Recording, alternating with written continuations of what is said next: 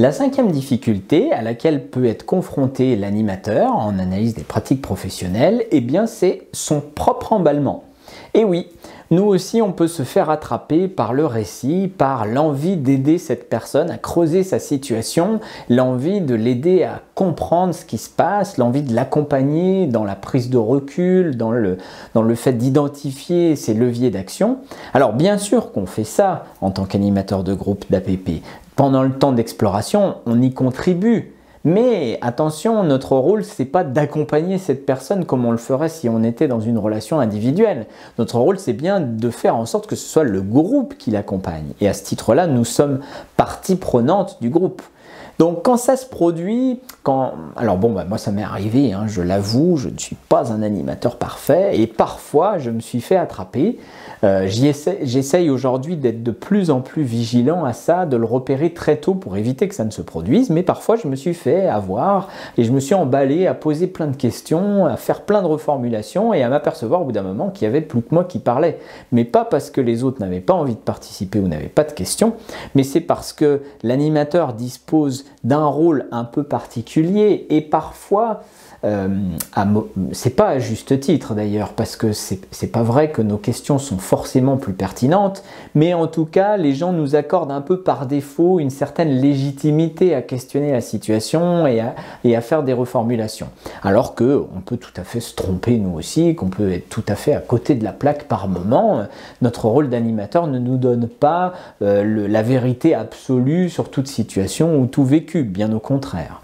Donc, quand on commence à s'emballer, le risque est que on influence le narrateur et on l'emmène d'un côté ou d'un autre, ou alors même si on est juste dans l'exploration de la situation, qu'on est très réflexif au sens qu'on ne propose pas d'interprétation, qu'on a des questions très très ouvertes qui n'influencent que peu la direction dans laquelle va le narrateur, et qu'au final il explore bien sa situation, on passe quand même à côté d'un objectif assez fondamental en analyse des pratiques, c'est que tout le monde participe et tout le monde contribue.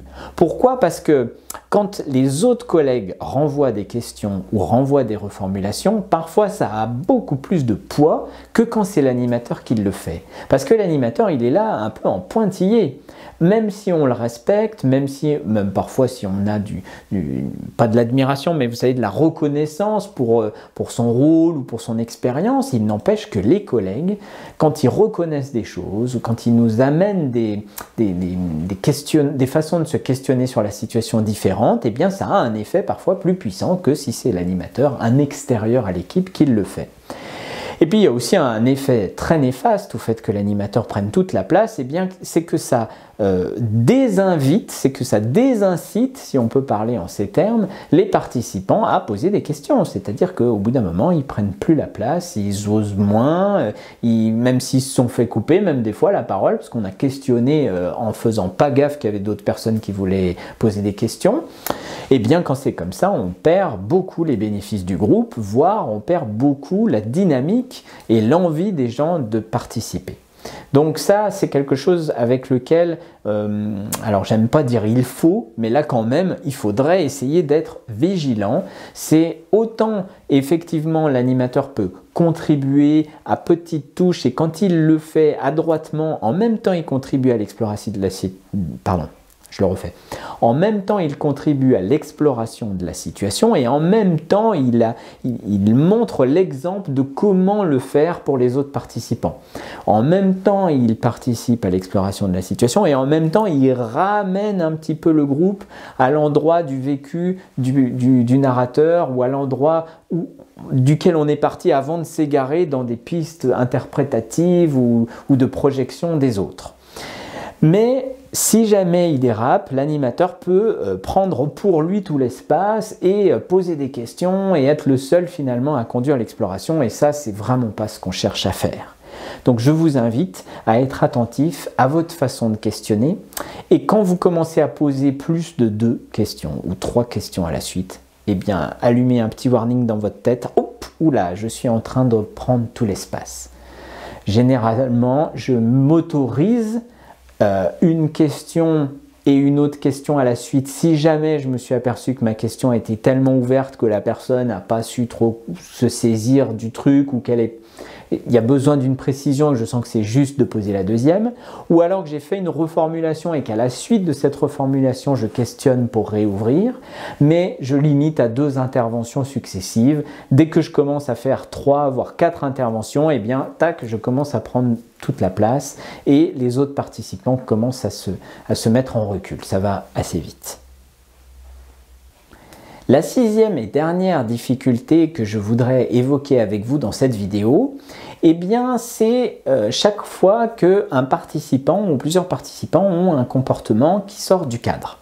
Je veux parler par exemple de participants qui vont proposer carrément des jugements à la personne qui a raconté sa situation, des gens qui vont dire « Ah, mais pourquoi tu as fait un truc pareil ?» Donc c'est un jugement largement implicite, hein, mais sur le fait que ce qu'a fait la personne, c'est pas bien. Ou alors carrément qu'elle lui dit « Tu as tort » ou « Tu n'aurais pas dû » ou « Tu devrais ci » ou « Tu devrais ça ». Là, il est important de nommer ça, à mon sens, et il est important de recadrer. Pourquoi? Parce que le groupe attend de la part de l'animateur qu'il fasse la police de la règle. Pourquoi? Parce que sinon, personne ne se sentira en sécurité. S'il y a une règle qui a été édictée, mais qu'on sent qu'il est possible de l'outrepasser, sans qu'il y ait de recadrage, sans qu'il n'y ait de conséquences sur la suite des événements, alors d'une part, des personnes vont se sentir autorisées de dépasser les limites du cadre, mais les autres vont se sentir en insécurité. Et même d'ailleurs, ceux qui dépassent les limites du cadre, eh bien, ils auront peur d'intervenir parce que l'ayant fait, ils vont craindre que les autres participants le fassent à leur tour. Donc, c'est pour moi primordial que le cadre puisse être renommé, que le sens qu'il a puisse être éventuellement nommé aussi, et qu'on puisse valider, pourquoi pas, avec un participant, une fois qu'on aura fini le temps de l'analyse des pratiques, en lui demandant comment il l'a vécu, le recadrage, ne serait-ce que pour s'assurer qu'il en a bien saisi le sens. Mais si un participant sort du cadre de manière vraiment flagrante, alors je vous suggère d'interrompre ça, alors avec vos mots, hein, évidemment il ne s'agit pas d'être jugeant à son tour, de dire vous avez tort de dire ça ou ça ne va pas ce que vous faites, mais de nommer simplement le fait que cette intervention sort du cadre parce qu'elle constitue un jugement sur ce que l'autre vit.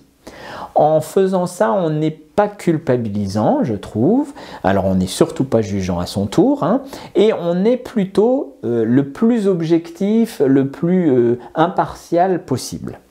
Mais laisser faire, laisser transgresser le cadre, eh bien c'est le risque que le groupe se sente en insécurité et que finalement ça ne fonctionne pas, que les échanges ne soient pas de qualité et que les gens n'osent plus finalement livrer ce qu'ils ressentent et ce qu'ils pensent comme ils le feraient s'ils sentaient que le cadre existe et qu'il est respecté par tout le monde. Donc là il y a un enjeu de montrer l'exemple et de tenir le cadre. Dans la façon de faire, je trouve qu'on peut être adroit et nommer les choses sans pour autant être ni vindicatif ni jugeant avec les personnes qui ont transgressé. Et puis on peut aussi montrer l'exemple parfois en tournant, en reformulant une phrase qui contient une grosse interprétation avec un jugement sous-jacent. Eh bien on peut aider la personne en reformulant sa question tout simplement, en l'ouvrant très clairement, lui montrer qu'elle peut quand même poser sa question, mais en la débarrassant de son jugement subjectif. Et puis on peut l'inviter aussi à garder son ressenti, puis à le nommer ensuite dans le temps 3, mais comme étant son ressenti. Et puis à nommer qu'elle ne ferait pas comme ça, parce qu'après tout, on peut aussi lui reconnaître qu'elle a tout à fait le droit de ne pas penser de la même manière que le narrateur et de ne pas envisager les choses de cette manière-là.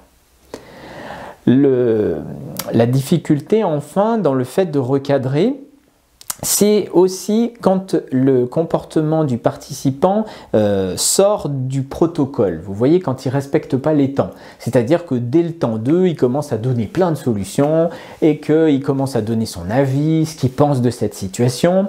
Là, il y a un double enjeu. Comme tout à l'heure, l'enjeu c'est à la fois de remettre le participant dans quelque chose qui correspond plus au protocole et au mode de fonctionnement qu'on veut implémenter dans le groupe, ce qu'on veut faire comprendre aux participants parce qu'il a un intérêt, parce qu'il a un sens ce protocole, mais à la fois on ne veut pas couper les pattes de la personne et on ne veut pas lui casser son dynamisme, sa spontanéité et l'envie qu'elle a de participer au groupe.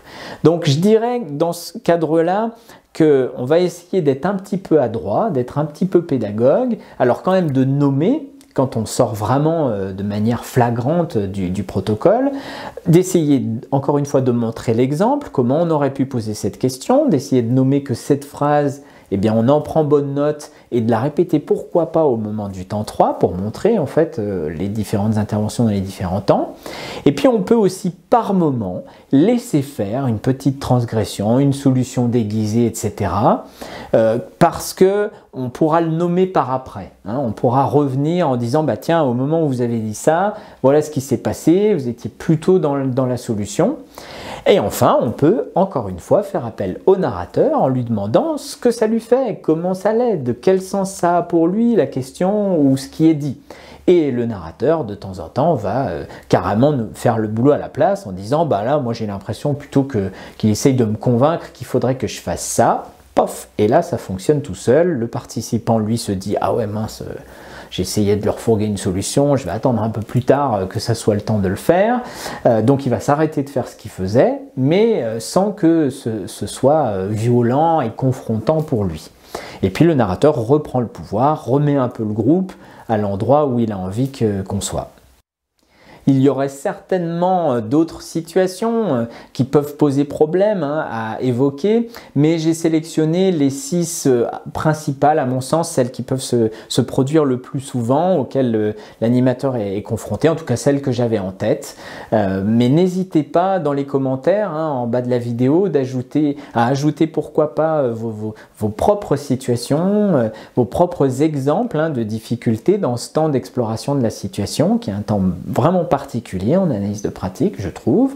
Et puis aussi, ça m'intéresserait que vous partagiez, pourquoi pas, avec nous, avec tout le monde, les exemples que vous avez de situations que vous avez vécues parmi celles que j'ai évoquées, et pourquoi pas vos réflexes, ce que vous mettez en œuvre quand vous êtes confronté à de telles situations. Voilà, merci beaucoup d'avance. Enfin, j'espère que ça vous aura appris quelque chose et que si c'est le cas, n'hésitez pas à aimer ma vidéo, à mettre un pouce bleu. N'hésitez pas non plus à vous abonner si ce n'est pas déjà fait. Je vous retrouverai bientôt dans une future vidéo sur l'analyse des pratiques professionnelles. Mes prochaines vidéos auront probablement pour thème la spécificité de certaines approches et notamment je voudrais parler un peu plus du GEAS, le groupe d'entraînement et d'analyse de situations éducatives que j'aime beaucoup, notamment dans certaines institutions qui donnent vraiment toute sa puissance. Alors il n'est pas adapté tout le temps, mais dans certains cas que j'évoquerai avec vous, je trouve qu'il est particulièrement performant. Et puis on parlera aussi dans une vidéo séparée du co-développement, parce que c'est quelque chose aussi que je voudrais un peu lever le voile sur l'analyse des pratiques versus le co-développement. J'en ai parlé dans un podcast avec une amie à moi, ma collègue Virginie Graziani du cabinet Apostrophe RH. Je vous mettrai le lien en description si ça vous intéresse. Et j'aimerais revenir un petit peu sur ces éléments. Voilà, en attendant, je vous souhaite une bonne journée, une bonne soirée ou une bonne nuit en fonction de l'heure à laquelle vous avez regardé cette vidéo et je vous dis à très bientôt pour la suite de nos aventures. Ciao!